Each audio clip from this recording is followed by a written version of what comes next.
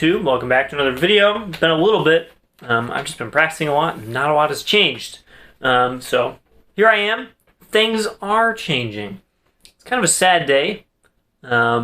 Is potential, who knows, potential goodbye to this bell section. So reminder, for those of you who don't know, because I'm an equipment nerd, this started out as a Bach 50B3 OG that I bought for pretty cheap. And there was a reason it was pretty cheap. It was pretty beat up. It had a sad bell, it was like drooping because this had been crushed down. It had the original stock rotors. I feel like this area was like really messed up. Like the clearance between the bell and slide right here was like this. It was way too small.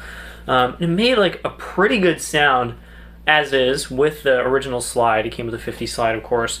But it would not play above a certain dynamic without just sounding awful. It was kind of impressive how like non-linear the dynamics were. It'd be like okay, nasty, instead of just kind of good, and then at the very end it would get nasty. It was like forte. It would just stop working, and it didn't respond very well when you tried to play loud either. The valves, of course, original stock rotors, not great.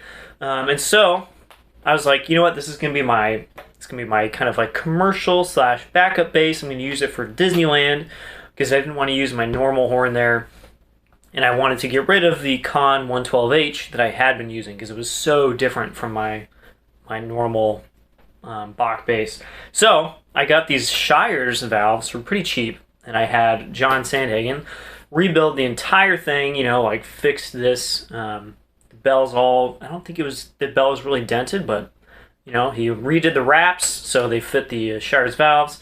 Kind of had him go a little bit cheap on the linkage. It's the original linkage, just adapted for these rotors. And you can see I have a rubber band giving the spring tension to the second valve, and there's no paddle on the second valve. For some reason, I don't need that. It's actually totally comfortable for me to have no paddle there. We'll see. But turns out I may be potentially trading this for another bell section. So pretty neat. I'm going to get another bass out of it, so I'm not going to lose anything. I'm sending this off, I don't know, sometime this week. I'm going to pack it up, and he's going to trial it out, and if he likes it, we'll trade.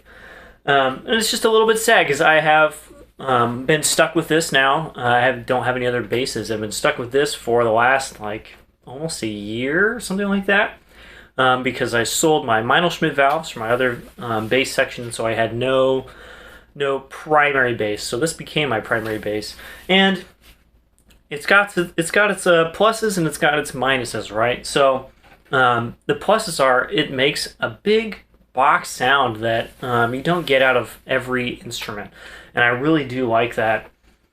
The quality that you get with the Bach bell that I just don't get out of a lot of instruments, and it's very present on this instrument. The valves actually play quite well with the Shires rotors. They play very open. I've never had a problem with that.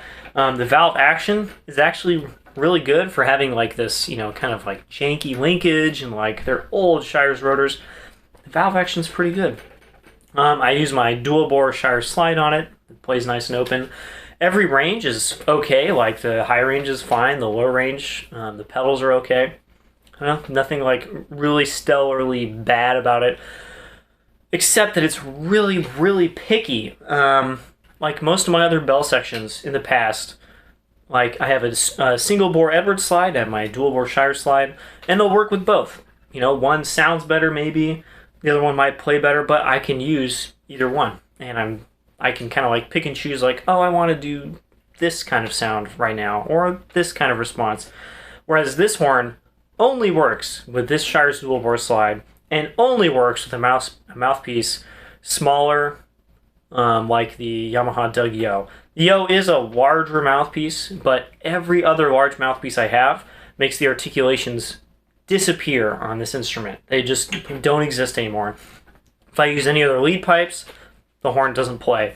Just like, it's so picky. It's kind of That's the weirdest thing about this, and of course that's what you get with Frankenbones. You know, this was not designed to have Shire's rotors and these wraps and all the sorts of things. Like this distance right here is probably not super optimized for every slide and mouthpiece and stuff.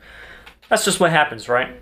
I'm hoping the new owner, who plays a smaller mouthpiece and an LT slide actually, I'm thinking he might actually get along with it a little better than me, because I'd rather kind of not use the Doug Yo mouthpiece. Like, I don't hate it, but I'd rather use my Greg Blacks, because that really gets the sound that I have in my head, and I can't play them on this instrument, and that's just kind of, that's a little annoying. So I just wanted to say goodbye to the 50B30G with Shire's rotors, not just a stock one, because it has actually served me quite well, and I will be a little bit sad to see it go.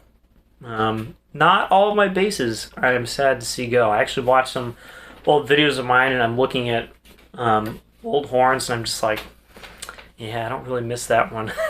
Back when I had like 5 Bach 50 slides, and I'm like, I don't miss any of those. Quite happy with my Shire's and Edwards slides.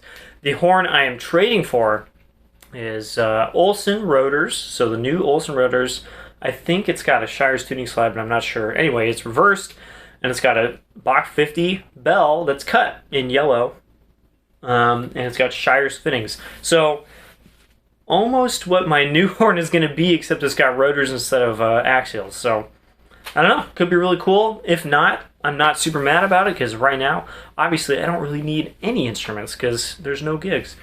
And that's why I'm cool with sending this off, because I have like 8 other trombones that I can practice and not really miss out on not having a bass trombone for a little bit. So there we go. Saying goodbye to the 50B30G, and bit of a sad day. See you guys next time.